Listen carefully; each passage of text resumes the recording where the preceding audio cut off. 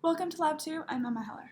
So the goal of this lab was to model the tape as a series of charges instead of one point charge. And when we did this experiment, we found the following topics were covered.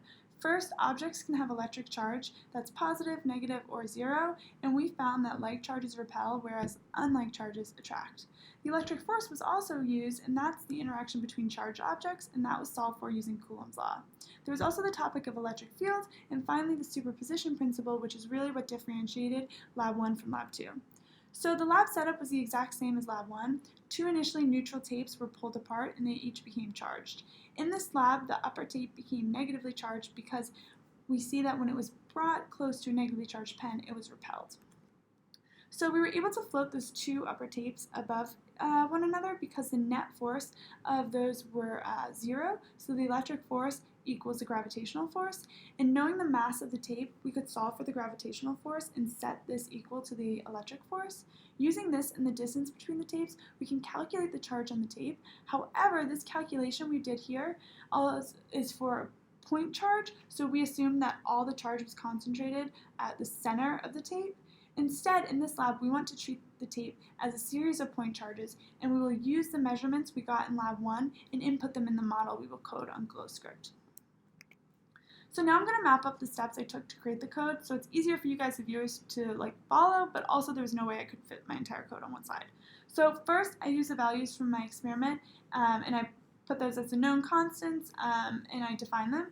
And then I added the function I had created for Lab 0 for electric fields using the known electric field equation, and then I divided the charged objects, which is just the tape, into multiple pieces, and I chose this to be 10, so basically 10 point charges, and then I just changed my axis accordingly so the 10 point charges would actually fit on the length of tape that I had.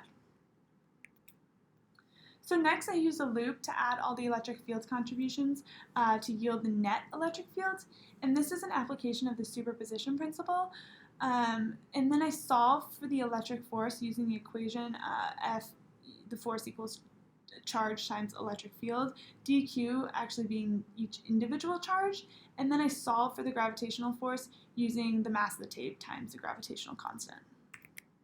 So then I created arrows to actually represent the electric field, gravitational force, electric field due to each individual charge, and the net electric fields, and then I just finally printed the results that I got.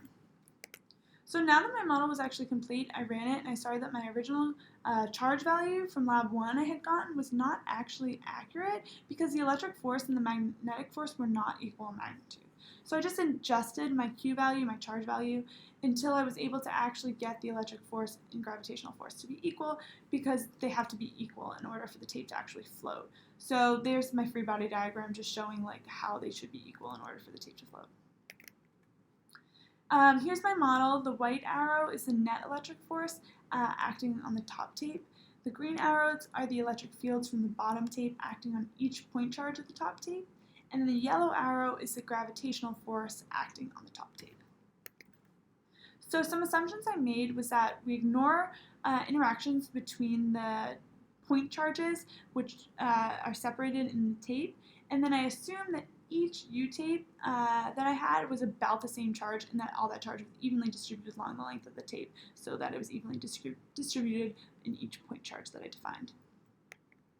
So before I go into the conclusions, I just wanted to answer the what if and why questions.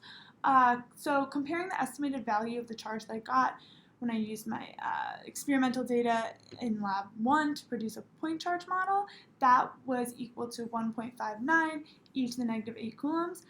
But using this line charge model, I found that the charge increased to 1.80848 e to the negative 8 coulombs. And these estimations differ because they were calculated differently. Modeling the tape as a single point charge assumes that all charge is located at one point, whereas modeling the tape as a line charge takes into account every electric field produced by a point charge along the line. This model is more accurate because it takes into account the distribution of charge along the entire tape.